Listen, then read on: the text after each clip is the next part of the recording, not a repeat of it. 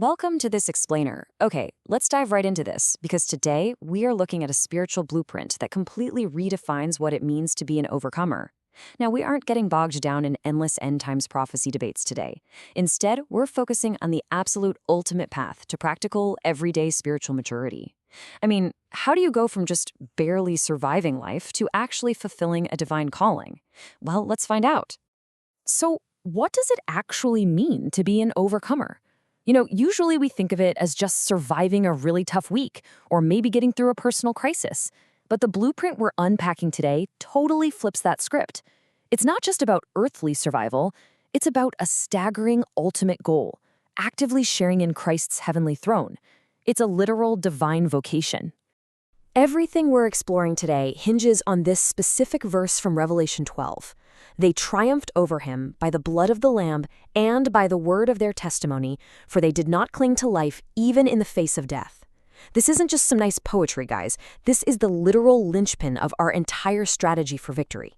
It lays out a brilliant three-part approach: the blood, the testimony, and total uncompromising commitment.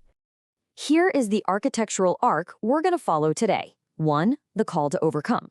2. Foundation, blood and cross. 3. Inner strength and patience. 4. The armor of truth. And finally, 5. Reaching the heavenly throne.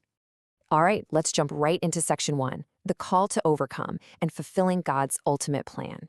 You see, God's eternal design doesn't just stop at us being saved. It actually culminates in a group of faithful believers actively sharing in Christ's rule. And what's really fascinating here is how success is defined. An overcomer isn't marked by massive public achievements or having a huge platform. Not at all. Instead, it's about inner steadfastness. It's about deep loyalty. It's about a believer who walks completely free from fear and anxiety, completely letting go of the need to rely on their own natural abilities, and trusting entirely in Christ's finished work. Moving along to section 2, foundation, blood, and cross, the dual mechanism of victory. To build that fearless kind of life, you absolutely need a rock-solid base. And that requires understanding a really crucial distinction between two elements of Christ's finished work. First, you have the blood. This deals directly with our sin, rescuing us from guilt and the endless accusations of the enemy. Think of it like the Israelites crossing the Red Sea to escape Egypt. But then there's the cross, and the cross deals with our self, or our flesh. It literally puts our natural, self-reliant human nature to death so that Christ can actually take the lead. This is beautifully symbolized by crossing the Jordan River into the Promised Land, finally stepping into our actual vocation. So how does this actually become our day-to-day experience? Well, this spiritual union happens in 3 very distinct steps. First, death with Christ, where sin completely loses its power over us. Second, burial, where that exhausting old self-driven life is left behind in the grave. And third, resurrection, where we receive a brand new eternal life. We transition from constantly striving in our old self to simply resting in a new life of victory. Which brings us to section 3, inner strength and patience and waiting on God's timing.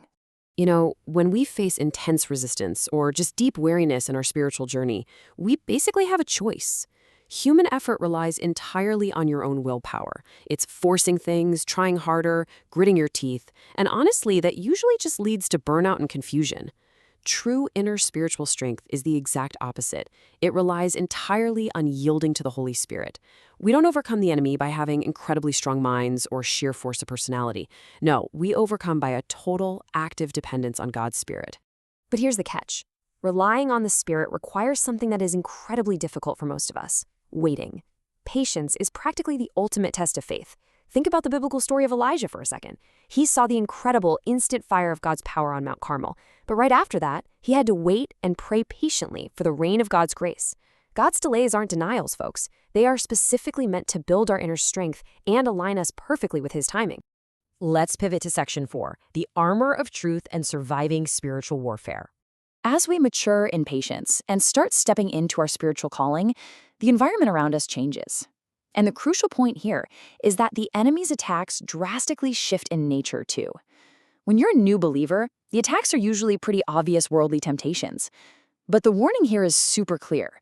For mature overcomers, the tactics evolve. The enemy starts using subtle half-truths targeting your mind. He attacks your conscience to try and control your will. And ultimately, his main goal is to cause division and fracture unity within the church. And one of his most effective and frankly most subtle weapons is false virtue. This is incredibly tricky. It's when an attack is disguised by making us think we're acting out of pure love or humility, but actually we are being completely deceived. We're acting out of pride and causing division.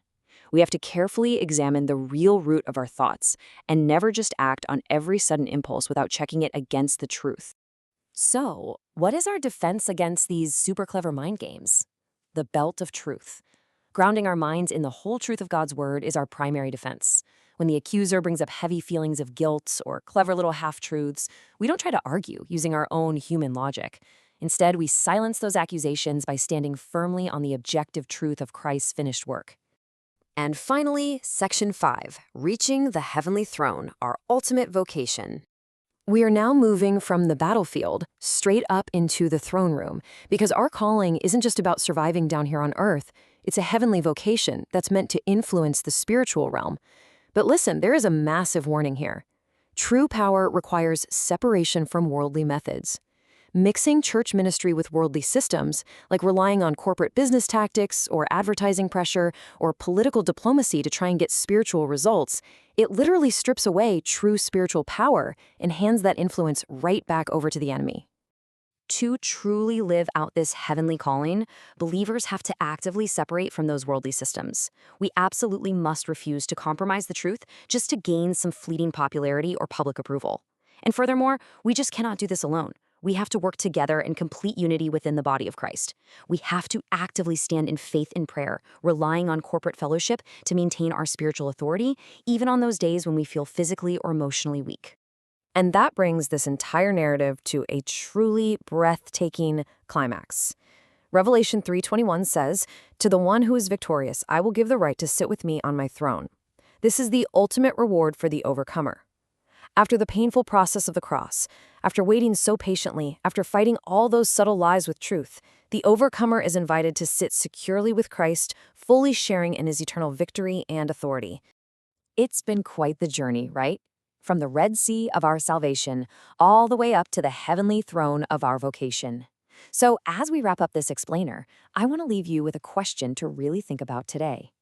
Examine your own posture right now. Are you relying on your own exhausted human strength to fight your battles? Or are you resting entirely in his finished work? Thanks so much for joining me, and keep seeking the truth.